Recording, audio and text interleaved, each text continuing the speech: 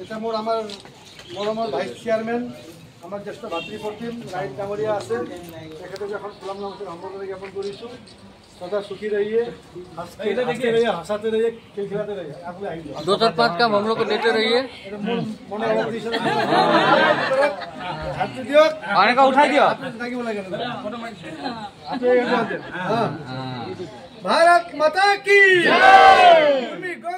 जिंदाबाद जिंदाबाद धन्यवाद সকলকে जिंदाबाद जिंदाबाद जिंदाबाद भास्कर शर्मा जिंदाबाद जिंदाबाद जिंदाबाद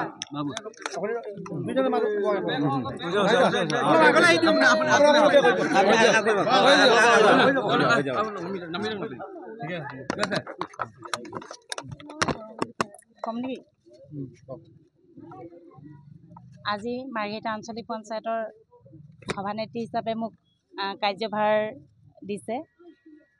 এই কাৰ্যভাৰ দিওঁতে মই সৰ্বপ্ৰথমে আমাৰ মাননীয় বিধায়ক মহোদয়ক মই ধন্যবাদ জনাম, অশেষ ধন্যবাদ জনাম। লগতে মোৰ দলৰ সকলো জ্যেষ্ঠ কনিষ্ঠ সকলোকে মই ধন্যবাদ জনাম। আমাৰ মণ্ডল সভাপতি 3গৰাকী আছে, তেখেতলোককো মই অশেষ ধন্যবাদ জনাম এই চেগতে।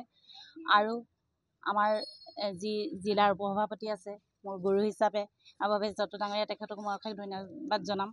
তেখেতে মোক বহু দিনৰ পৰা মোক যেতিয়া পৰাই মই ৰাজনীতি জীৱনত আছোঁ তেখেত মোৰ গুৰু হিচাপে তেখেতে মোক বহুতখিনি কথা শিকাইছে।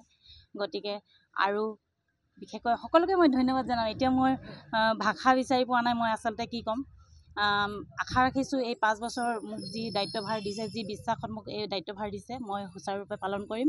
আৰু লগতে আঞ্চলিক পঞ্চায়তৰ যি 13খন পঞ্চায়ত আমাৰ আছে, 13খন পঞ্চায়তৰ সকলো সদস্যসকলৰ সহযোগত আমি একদম এটা পৰিয়াল হিচাপে আমি ৰাইজৰ হকে যিখিনি পাৰোঁ আমি আমাৰ যিমান সামৰ্থ্য আছে আমি সেই সামৰ্থ্য মতে আমি কাম কৰিবলৈ যাতে ৰাইজৰ বিশ্বাস আমি বুটলিব পাৰোঁ তাৰ বাবে আমি প্ৰচেষ্টা চলাম। সদায় ৰাইজৰ মাজত আমি নিজৰ কামেৰে আমি আমাৰ এইটো দেখাবলৈ চেষ্টা কৰিম এই কথা ক'লোঁ।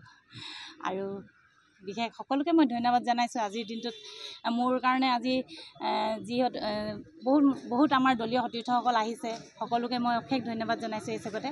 আৰু সকলোৰে সহায় সহযোগিতা লাগিব। আপোনালোকৰো মিডিয়াসকলৰ যিসকল আপোনালোকে আহিছে আপোনালোকৰো যদি ক'ৰবাত কিবা ভুল ভ্ৰান্তি দেখে আপোনালোকে আমাক দেখুৱাই দিব, আঙুলিয়াই দিব।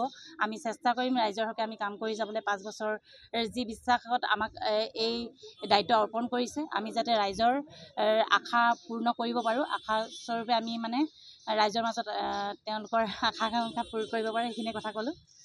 ধন্যবাদ।